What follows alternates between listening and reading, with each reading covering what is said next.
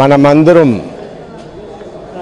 Vote విలువ గురించి మనకు తెలిసింది చాలా తక్కువ అని నేను చెప్పాలి. ఎందుకంటే మనం ఆ ఓటుని మన కోసం, మన భవిష్యత్తు కోసం అని వేసే వాళ్ళు చాలా తక్కువ అనిపిస్తున్నారు నాకు. కానీ సరే, అట్లీస్ట్ వచ్చి ఓటు వేసే వాళ్ళని మనం మెచ్చుకోవాలి. ఓటు వేయకుండా చాలామంది ఇంట్లోనే ఉండిపోతున్నారు.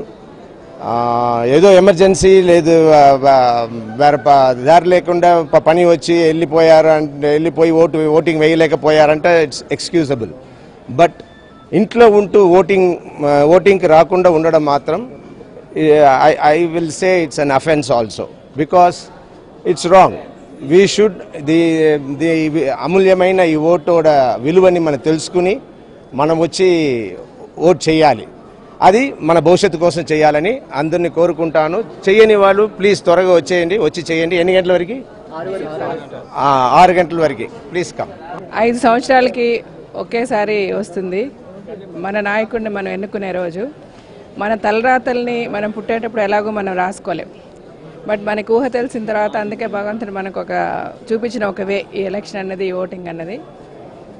మన 18 సంవత్సరాలు దాటిన తర్వాత అట్లీస్ట్ మన లైఫ్, మన పిల్లల భవిష్యత్తు, మన దేశ భవిష్యత్తు, మన దేశానికి ఏదైతే బాగుంటుంది, మనకి ఏదైతే బాగుంటుంది, ఎలాంటి రూలింగ్ ఉంటే బాగుంటుంది, ఎలాంటి మంచి పని జరిగితే బాగుంటుంది, మన పిల్లలకి ఎలాంటి నాయకుడు వస్తే కరెక్ట్గా ఉంటుంది అని మనం నిర్ణయించుకోవాల్సిన అవసరం ఇది.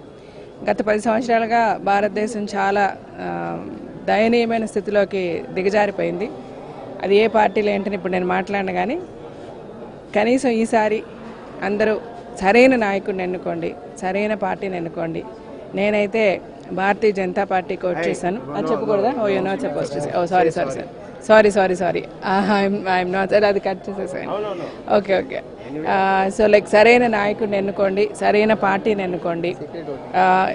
మనకి ఏది మంచి జరుగుతుంది, ఏ నాయకుడిని ఎన్నుకుంటే సరిగ్గా ఉంటుందని 1కి 10 సార్లు ఆలోచించి ఓట్ చేయండి. ఓట్ చేయని వాళ్ళు ఎవరు కూడా ఎవరైనా ఉంటే please come forward. Evening 6 o'clock వరకు మనకి టైం ఉంది. దయచేసి వచ్చి ఓట్ చేయండి. మీ ఓటు హక్కుని వినియోగించుకోండి. Thank you.